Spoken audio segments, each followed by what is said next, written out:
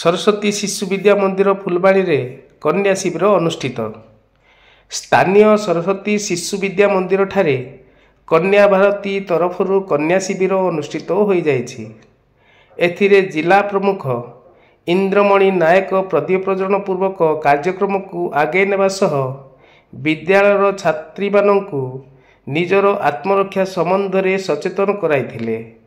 सेहीपरि कार्यक्रम रे विभाग निरीक्षक पद्मनाभ सामल कन्या शिविर उद्देश्य और महत्व संबंध रे अवगत कराइथिले।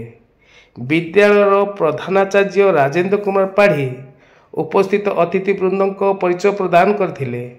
कार्यक्रम रे सम्मानित अतिथि गणक मध्य विद्यालय परिचालन समितिर सभापति ब्रजबंधु मल्लिक, संपादक टी शिवशंकर पात्र, कोषाध्यक्ष गोविंद चंद्र नायक समेत विद्यालयर मातृभारती सदस्य माने उपस्थित रही कार्यक्रम मान वृद्धि करथिले।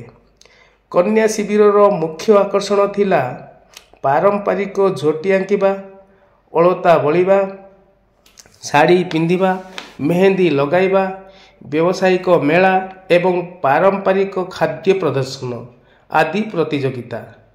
एथि सहित तुलसी पूजन, महियसी महिलांको फोटो चित्र प्रदर्शन आदि आयोजन करा जायथिला।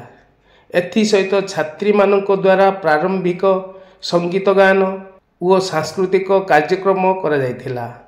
सह प्रधानाचार्य वैजंती सामंतराय, वरिष्ठ आचार्य माने कार्यक्रम रे संयोजना करथिले।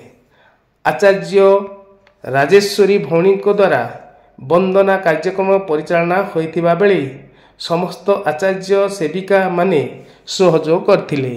कंधमाल अंबुज कुमार बेहेरा रिपोर्ट, जगन्नाथ न्यूज 24।